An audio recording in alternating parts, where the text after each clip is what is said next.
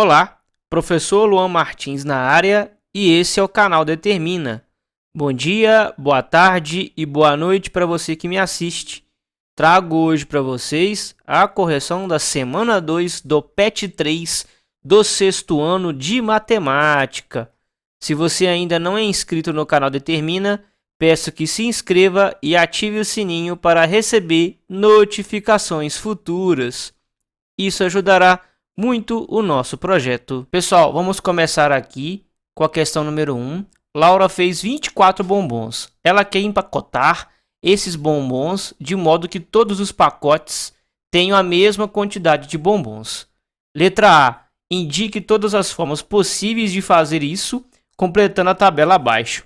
Vamos colocar a tabela de forma que você visualize melhor. E observe o seguinte, pessoal. Se ela fez 24 bombons, se ela colocar a quantidade de 24 bombons em cada pacote, ela terá apenas um pacote. Se ela quiser, pessoal, trocar a quantidade de números de pacotes de 1 para 2, que continha que ela tem que fazer? Ela vai ter que fazer uma divisão. O número total de bombons, que é 24, e dividir pelo número de pacotes. E 24 dividido por 2 é igual a 12. Observem, pessoal, ela terá 2 pacotes e terá 12 bombons em cada pacote. Se ela quiser, pessoal, trocar agora o número de pacotes para 3, ela vai dividir 24 bombons em 3 pacotes e isso dará 8 bombons por pacote. Se ela quiser agora, pessoal, distribuir esses bombons em 4 pacotes, ela vai dividir 24 por 4 e isso dará 6 bombons em cada pacote. Será que ela pode fazer agora, pessoal, dividir o número de bombons em 5 pacotes? Vamos observar aqui, pessoal, se você dividir 24 por 5, a divisão não será exata, tá bom, pessoal? E 24 não é múltiplo de 5, por isso, vamos descartar essa quantidade de números de pacotes e vamos prosseguir para o próximo número, que é 6. E essa quantidade de número de pacotes é permitida, pois 24 é múltiplo de 6. 24 dividido por 6 nos dá 4 pacotes. Tá ok, pessoal? Vocês podem perceber, da mesma forma que aconteceu para o 5, não é possível dividir 24 bombons em 7 pacotes, pois a divisão não será exata. Vamos dividir então por 8 pacotes. 24 bombons dividido por 8 pacotes. Isso nos dá 3 bombons em cada pacote. Seguindo a mesma linha agora, vamos para 12 pacotes, porque não é possível dividir por 9 nem por 10, pois 24 não é múltiplo nem de 9, nem múltiplo de 10 e nem múltiplo de 11, pessoal. Por isso, vamos dividir por 12. 24 por 12 é igual a 2. Por isso, quando ela dividir em 12 pacotes, cada pacote terá 2 bombons. E a última possibilidade é quando você divide todos os bombons em 24 pacotes. 24 dividido por 24 nos dá 1 bombom em cada pacote. Está aqui, pessoal, todas as possibilidades, tá ok? Para a letra B temos, podemos afirmar que nessa tabela estão escritos todos os fatores de 24? Por quê? Observe aqui, pessoal, que eu trouxe novamente para vocês a tabela. E observem, pessoal, se a gente multiplicar o número de pacotes e a quantidade de bombons em cada pacote, como eu mostro para vocês na animação, essas multiplicações nos dará como resultado o número 24. Observem, 24 vezes 1 é 24, 12 vezes 2 é 24, 8 vezes 3 é 24, 6 vezes 4 é 24 e assim por diante, pessoal. Nesse sentido, podemos sim garantir que todos os fatores do número 24 estão nessa tabela. Se multiplicarmos os pares de números que estão em cada coluna dessa tabela, obteremos o produto, o resultado 24. Vamos garantir aqui, pessoal, que esses fatores são números naturais. Vamos considerar que o conjunto universo é o conjunto dos números naturais. Tá ok, pessoal? Pessoal, agora resolvendo a número 1, letra C, verifique se os fatores de 24 são também os seus divisores. Registre a estratégia que você usou. Perceba, pessoal, que eu trouxe aqui para vocês todos os valores da tabela em que eu multiplico o número de pacotes e a quantidade de bombons por pacotes. E observem, pessoal, que 1 e 24 são os fatores, como 2 e 12 também são os fatores de 24, como 3 e 8 também são os fatores de 24. E o resultado, pessoal, dessa multiplicação nós chamamos de produto, que é o resultado da multiplicação de dois ou mais números. Nesse sentido, pessoal, eu já vou afirmar para vocês que sim, os fatores são divisores do número 24. E qual foi a estratégia que eu utilizei? Observem, eu usei a estratégia da operação inversa. Eu peguei o resultado e dividi por seus respectivos fatores. Quando a gente multiplica 1 vezes 24, nos deu 24, não foi isso, pessoal? Eu peguei o resultado 24 e dividi por quem? 24. Peguei um dos fatores e dividi 24 por esse fator, que é 24. E nos deu quanto? Nos deu 1. E o resto foi quanto? Resto 0. Observe que eu peguei o mesmo 24 e dividi por 1, que é o outro fator desse 1 vezes 24. E observem que esse resultado nos deu 24 e o resto foi 0. Eu fiz isso, pessoal, para todas as multiplicações apresentadas anteriormente. Peguei o 24 e dividi por 2 e nos deu 12. Perceba, pessoal, que esse 24 aqui é o resultado da multiplicação de 2 vezes 12. Eu fiz a mesma coisa quando eu peguei o 24, que é o resultado da multiplicação de 2 vezes 12, dividi por 12 e nos deu 2. Vocês irão perceber que usando essa estratégia da operação inversa de multiplicação, que é a divisão, vocês vão conseguir perceber que todos os fatores do número 24 também são os seus divisores. Pessoal, vamos agora sistematizar os conceitos. E como eu já tinha dito para vocês anteriormente, é que a multiplicação e a divisão são operações inversas. Podemos dizer que um número A, vamos colocar esse número A sendo o número 10, é divisor de outro número B, por exemplo, 20, se B, que é 20, for múltiplo de A, que é 10. E isso é verdade. A divisão é exata quando o resto da operação é 0. Continuando a correção das atividades, a professora de matemática propôs à sua turma de 6º ano um trabalho de pesquisa para ser realizado em grupos. Se a turma tem 36 estudantes e cada grupo deve ter a mesma quantidade de estudantes, quais são as quantidades possíveis de formações de grupos? Expresse a quantidade de grupos e de estudantes por grupo. Pessoal, essa atividade número 2 ela é muito parecida com a atividade número 1 que fizemos.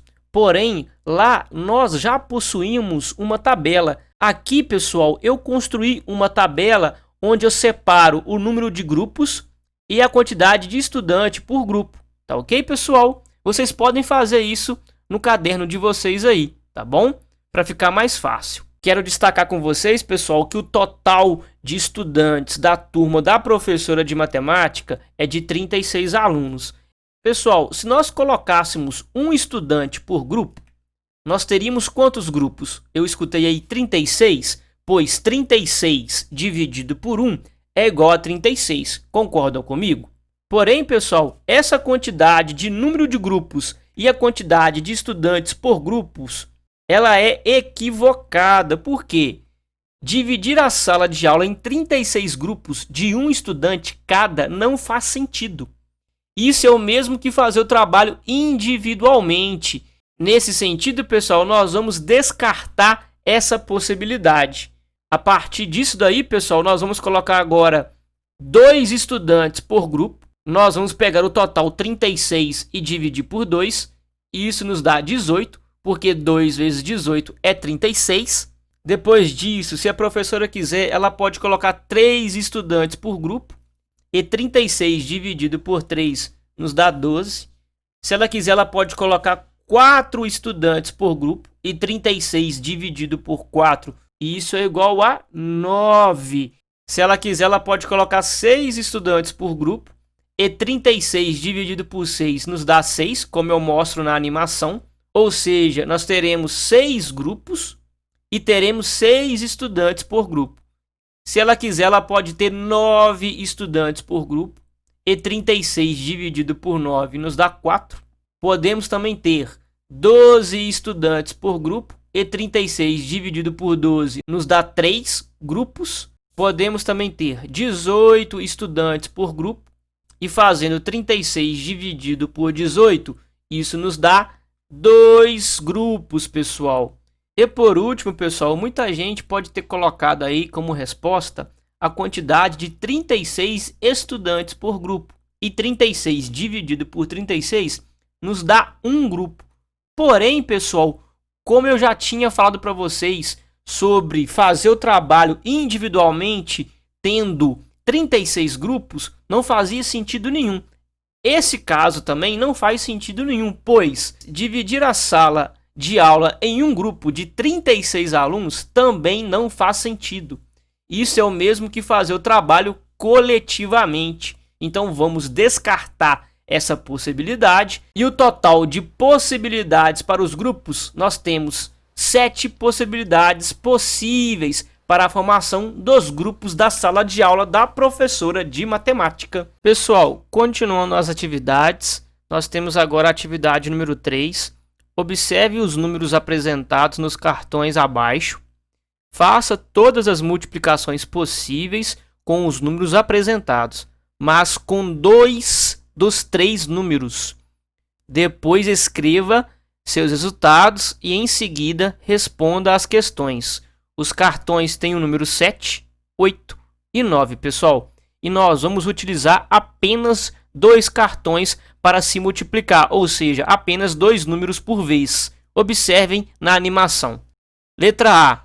Quantos resultados diferentes são encontrados? Observe o seguinte, pessoal. Se eu pego o cartão do 7 e multiplico por 8, dá 56. O do 7 multiplico por 9, dá 63. Se eu pegar o cartão do 8 e multiplicar por 7, dá 56. E pegar o cartão do 8 e multiplicar pelo cartão do 9, dá 72. E se eu fizer 9 vezes 7, 63. 9 vezes 8, 72. E observem, pessoal, que o resultado 56, 63 e 72, ele repetiu. E observe ainda que a ordem dos fatores não altera o que? O resultado, pessoal. Por isso, nós possuímos 3 resultados diferentes, como eu mostro na resposta. Continuando, letra B.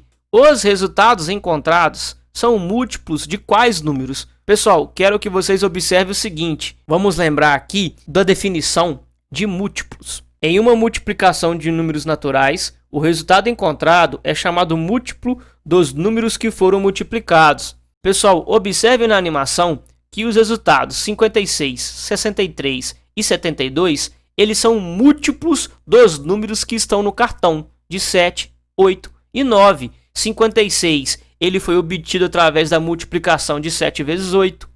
O número 63, através da multiplicação de 7 vezes 9. E o 72, através da multiplicação de 8 vezes 9. Então, pessoal, vamos colocar aí na resposta. Os resultados que encontramos nas multiplicações são múltiplos dos números que estão nos cartões, que foram usados nas multiplicações. Ou seja, 56 é múltiplo de 7 e 8, 63 é múltiplo de 7 e 9 e 72 é múltiplo de 8 e 9. Como relembrei para vocês da definição de múltiplo. Continuando a atividade número 3, letra C. Ao dividir os resultados encontrados por 7, por 8 e por 9, essas divisões são exatas ou não são exatas? Quais são os resultados e os restos dessas operações? Pessoal, nós vamos pegar os resultados 56, 63 e 72 e vamos dividir por 7, por 8 e por 9. Observe. Vamos dividir aqui 56 por 7, pessoal. E observe que quando a gente faz isso, 56 dividido por 7 nos dá 8, porque 8 vezes 7 é 56.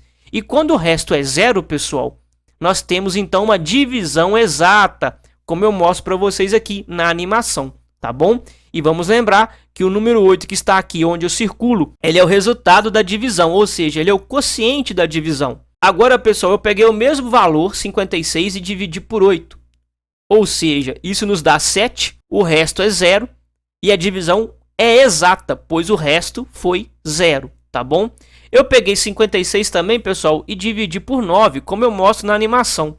E observem que o resultado foi 6, porque 6 vezes 9, coloquei aqui para vocês, é 54. Isso nos sobra quanto? Nos sobra 2. Esse é o resto da divisão.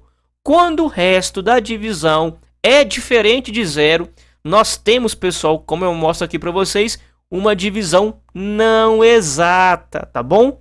Pessoal, eu fiz a mesma coisa para os outros resultados. Eu peguei o 63, dividi por 7, dividi por 8 e dividi por 9, como eu mostro para vocês na animação. E a única divisão não exata aqui é quando você divide 63 por 8. O resultado dá 7 e o resto nos dá quanto? O resto nos deu 7 também, caracterizando assim uma divisão não exata, pois o resto é diferente de zero. As outras divisões, 63 por 7 e 63 por 9, são divisões exatas, tá bom? Vocês podem observar aí. Continuando, eu fiz a mesma coisa para 72, eu dividi 72 por 7, por 8 e por 9. E a única divisão não exata é quando a gente divide 72 por 7. O resultado é 10 e o resto é 2, pessoal. O restante, 72 por 8, 72 por 9, são divisões exatas. Tá ok, pessoal? Continuando, a 3, vamos fazer agora a 3, letra D. Ao dividir os resultados encontrados por 2, essas divisões são ou não exatas? Quais os resultados e os restos dessas operações?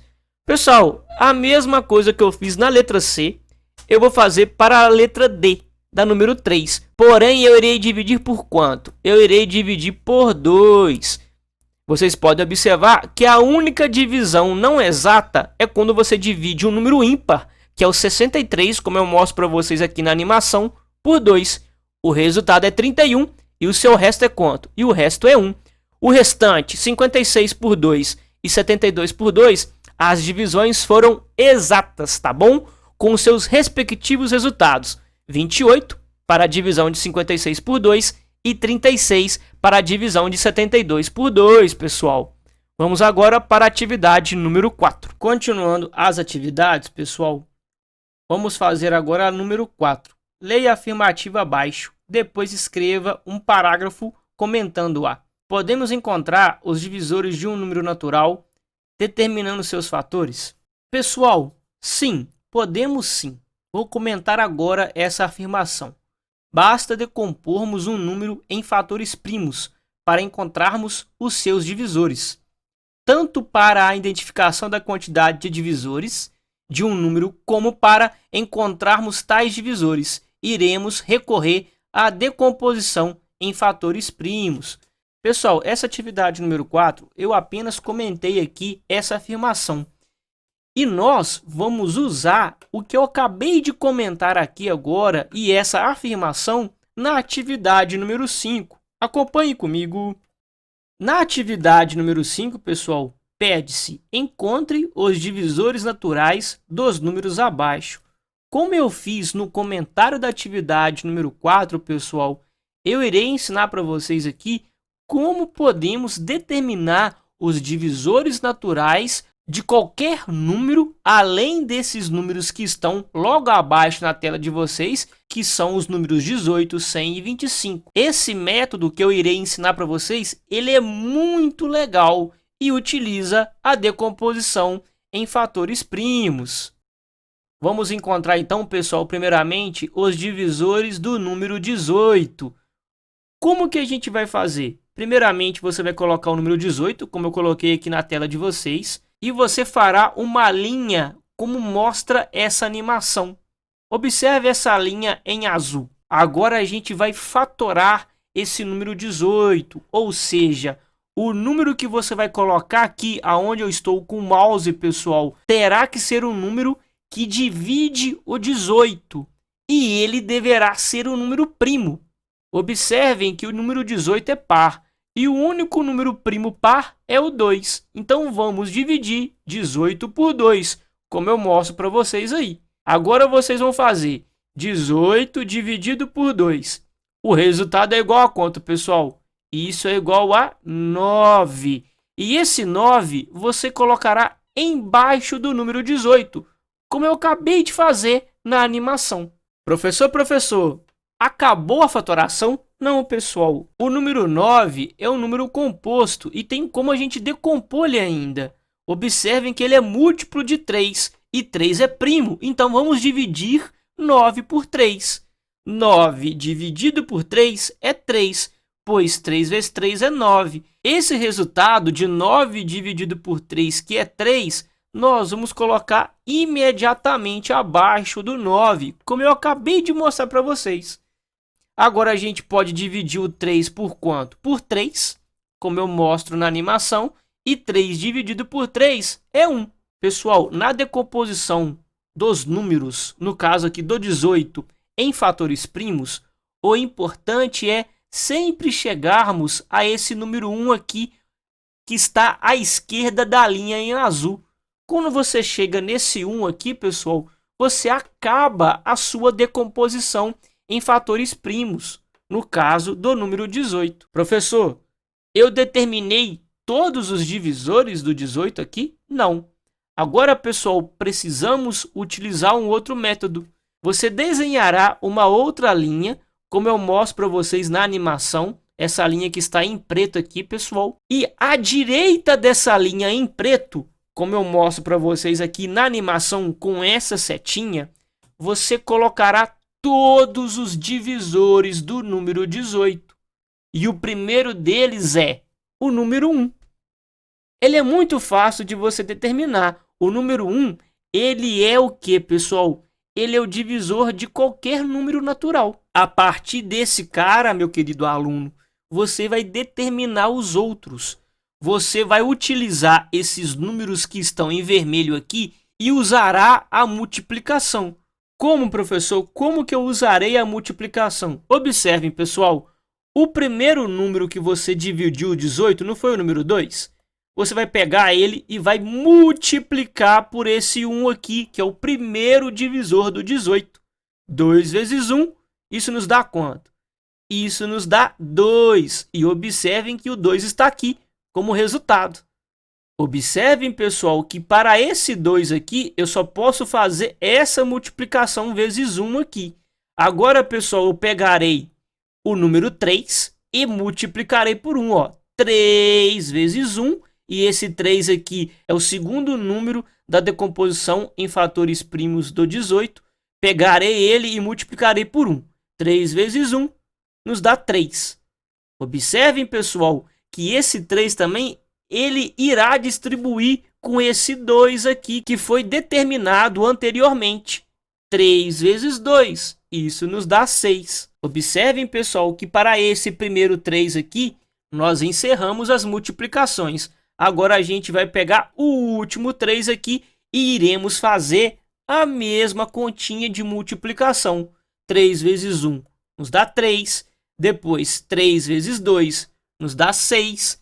E depois, pessoal, 3 vezes 3 nos dá 9. E observem que do lado desse 3 aqui, que foi determinado anteriormente, temos o 6. Vamos multiplicar por esse número também. 3 vezes 6 nos dá 18. Observem, pessoal, que determinamos agora todos os divisores do número 18. Ah, professor, mas tem número que repete aí. Pessoal, é só você copiar uma única vez os números que repetem. Observem a resposta.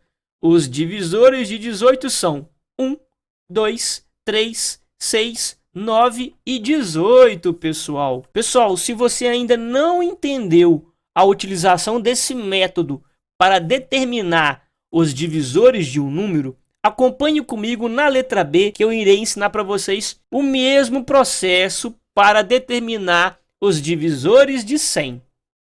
Pessoal, vamos utilizar agora o mesmo método que fizemos para determinar os divisores de 100. Vamos pegar o 100, vamos colocar uma linha à direita do 100, como eu mostro para vocês. E agora a gente vai decompor o 100 em fatores primos. O primeiro número que vocês irão colocar aqui, aonde eu aponto com o mouse para vocês, será o número 2, pois ele é primo e divisor de 100. 100 dividido por 2, isso nos dá 50. Você coloca o 50, como eu acabei de mostrar para vocês, embaixo do 100. Agora você vai dividir de novo 50 por um número primo. Como ele é par, você divide por 2 novamente. 50 dividido por 2 nos dá 25. Observe que agora o terceiro número, que é 25, ele não é par, não tem como você dividir por 2. Ele não é múltiplo de 3, então não tem como você dividir por 3. E você vai dividir por quanto? Por 5. 25 dividido por 5 nos dá 5. O 5 é múltiplo de 5, então divide por 5 também. 5 dividido por 5 nos dá 1. Observem, pessoal, que chegamos no número 1, à esquerda dessa linha do método de fatoração. Vamos lembrar aqui como é que a gente fez para o número 18? Vamos desenhar uma outra linha. Essa linha aqui, à direita dela, você colocará os divisores de quem? De 100. Começaremos pelo número 1, que ele é divisor de todos os números naturais, como eu mostro para vocês na animação. E agora você começa a multiplicar. Observem a animação. Você pegará o primeiro número 2 da fatoração aqui e multiplicará por esse 1, que é o primeiro número que é divisor do 100. 2 vezes 1 nos dá 2. Você coloca o resultado na mesma linha desse 2, como eu mostro para vocês na animação. Observem que esse 2 aqui a gente não utiliza mais. Agora a gente vai utilizar o número 2, que é o segundo número da fatoração aqui, da decomposição do número 100 em fatores primos. Você pega ele e multiplica por esse primeiro divisor, que é o número 1. 2 vezes 1 é 2 e coloca o resultado na mesma linha desse 2. Observe o seguinte, quando a gente começou a pegar esse número 2 aqui para fazer a multiplicação, já existia esse número 2 que eu irei apontar para vocês com a setinha aí. Vocês também devem multiplicar esse número 2 que está em vermelho por esse número 2 aqui que eu estou apontando para vocês. E 2 vezes 2 é 4. Agora, nós pegaremos o número 5 e também multiplicaremos. 5 vezes 1 nos dá 5. E vamos descer. 5 vezes 2 nos dá 10. Agora, pessoal, vamos fazer de novo. 5 vezes 2, que nos deu 10. 5 vezes 4, que nos deu 20. Agora, para esse último 5 aqui em vermelho. 5 vezes 5, 5. 5 vezes 2, 10. 5 vezes 2, 10. 5 vezes 4, 20. 5 vezes 5, 25. 5 vezes 10, 50. 5 vezes 10 novamente, 50. E por último, 5 vezes 20, 100. Nesse sentido, pessoal, determinamos então todos os divisores do número 100, que são 1, 2, 4, 5, 10, 20, 25, 50 e 100. Vamos lembrar que os divisores que repetem nesse método, você coloca apenas uma vez. Tá ok, pessoal? Vamos para a letra C? Pessoal, para a letra C aqui, eu já determinei os divisores de 25, que são 1, 5 e 25. Lembre-se o seguinte, pessoal, vocês precisam fazer aquele método que eu expliquei para vocês anteriormente. Caso você seja meu aluno do 6º ano, peço que você faça aquele método. Já adiantei aqui para vocês a decomposição em fatores primos. Depois vocês irão fazer uma segunda linha do lado desses dois 5 aqui para determinar os divisores de 25. Como eu mostrei para vocês na letrinha A e na letrinha B. Vamos agora, pessoal, determinar agora a resposta da número 6. Olhando para a multiplicação, 15 vezes esse quadradinho em preto aqui é igual a 105. Qual é o número que está escondido pelo quadradinho? Essa aqui é muito fácil, pessoal. Presta atenção. Que número que você vai colocar no lugar desse quadradinho, que eu mostro com a setinha em vermelho, que vai multiplicar por 15 e vai dar 105, pessoal. Eu escutei aí 7. Como que você fez isso, professor? Está aqui do lado direito, pessoal, do quadro de vocês. Eu peguei o resultado 105 e dividi por 15. Fiz a operação inversa. E 105 dividido por 15 nos dá 7. Por isso que eu posso tirar esse quadradinho em preto e colocar 7 no seu lugar. 15 vezes 7 é igual a 105. Meus queridos alunos, muito obrigado por assistirem mais essa videoaula no canal Determina. O professor Luan Martins agradece a sua presença. Se você ainda não é inscrito no canal, se inscreva e ative o sininho para receber notificações futuras. Até a próxima e bons estudos!